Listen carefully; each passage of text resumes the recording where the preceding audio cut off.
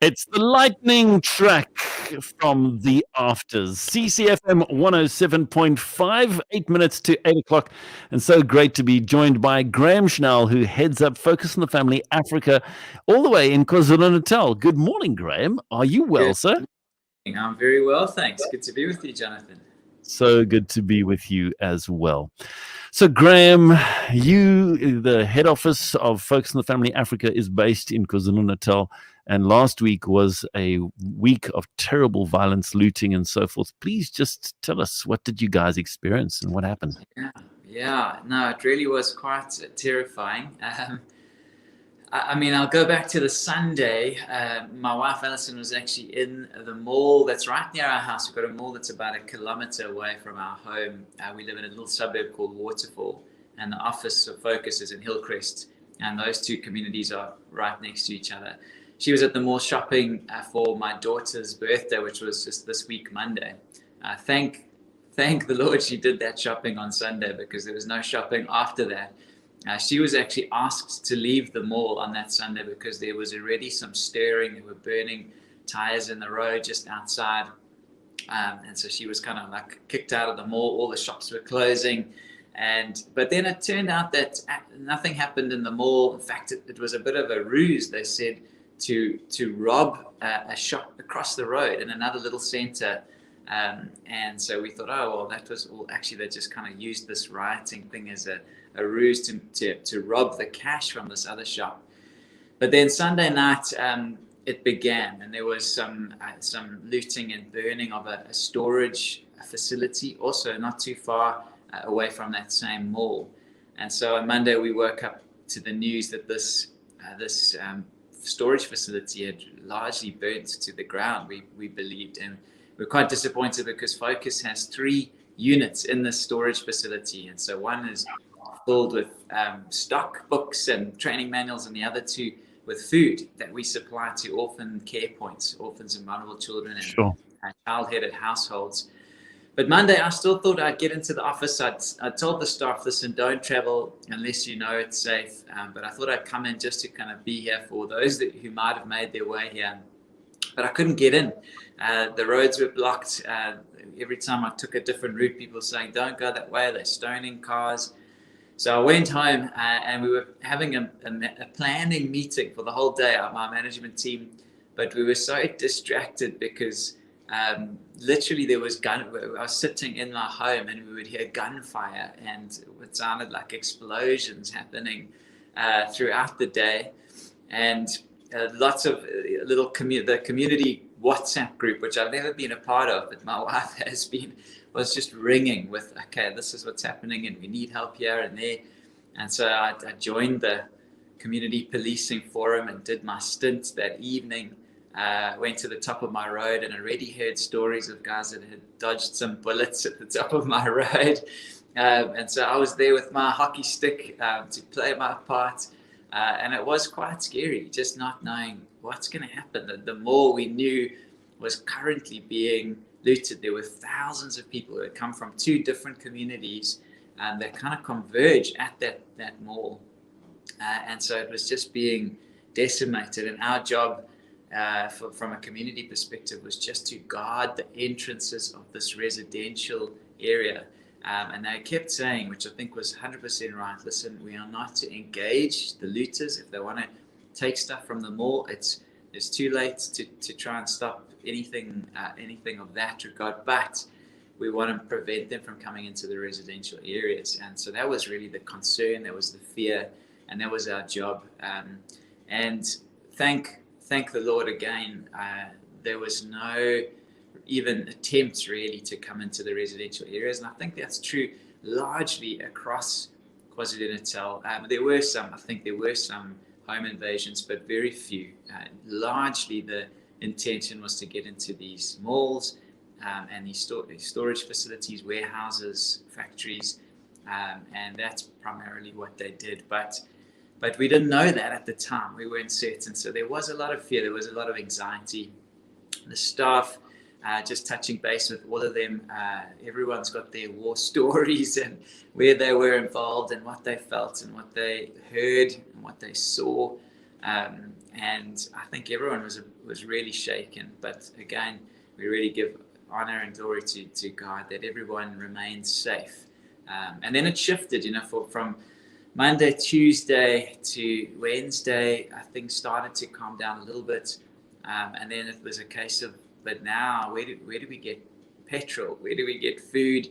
All of the shops were closed. Those that even had survived were closed because they were fearful, or they wanted to just guard.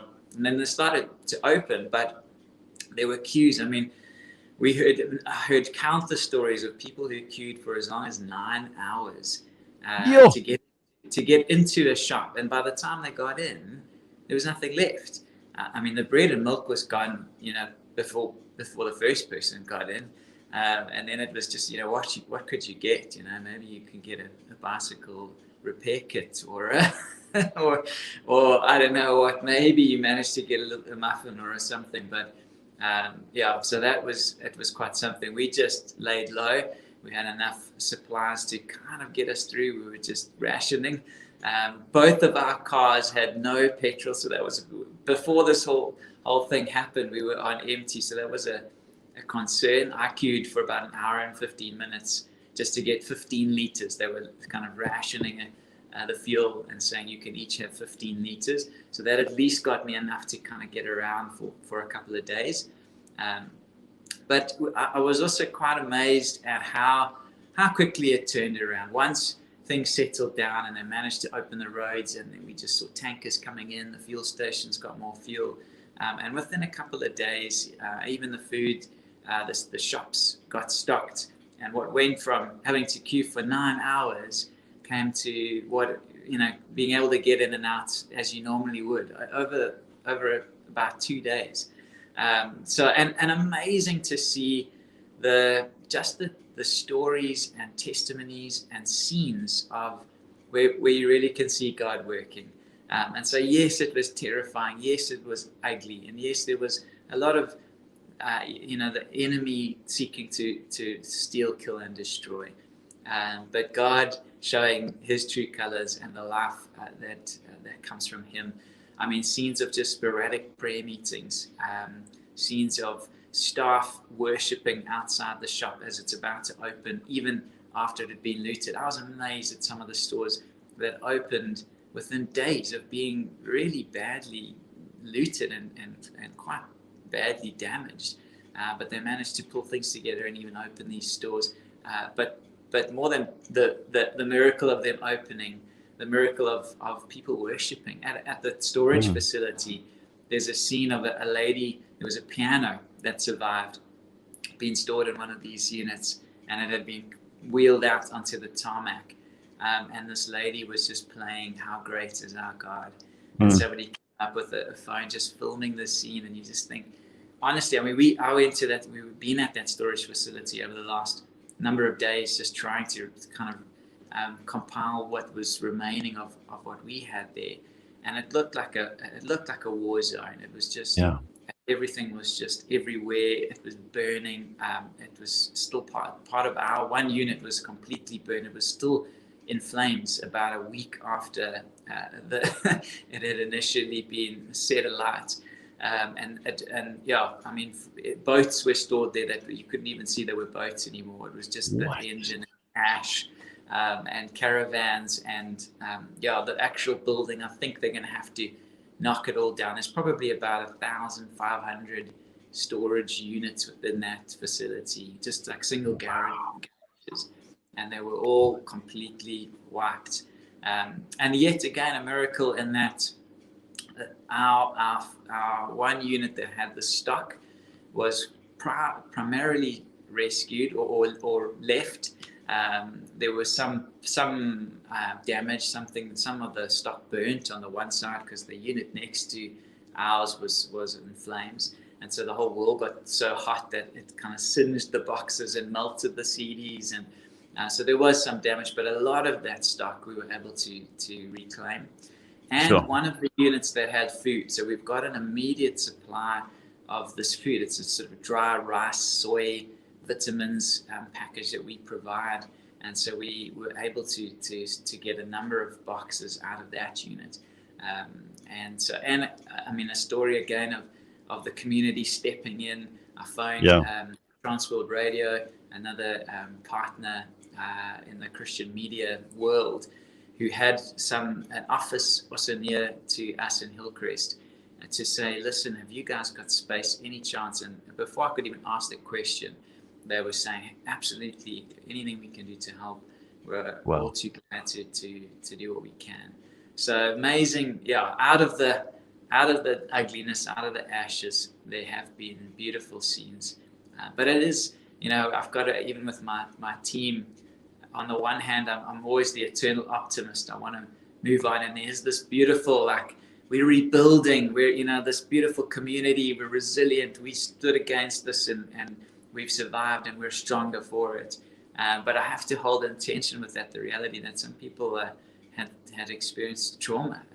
Some people really were in fear for their lives, and that rocks you. And you can't just pull yourself up from your bootstraps. Sometimes you've got to process that, and even get some counseling to journey through that. So true. Graeme, thank you so much for sharing that with us. And that's where we're going to have to leave it for now. But please know that everybody here in Cape Town is praying for you guys, praying for the areas that have been so terribly affected. And our thoughts and prayers continue to be with those people who have been negatively affected by that whole situation. Thanks so much, Jonathan. Appreciate that so much. You're welcome. God bless and have a good day. Take care, Graeme. Bye-bye. Bye. Graeme Schnell, CEO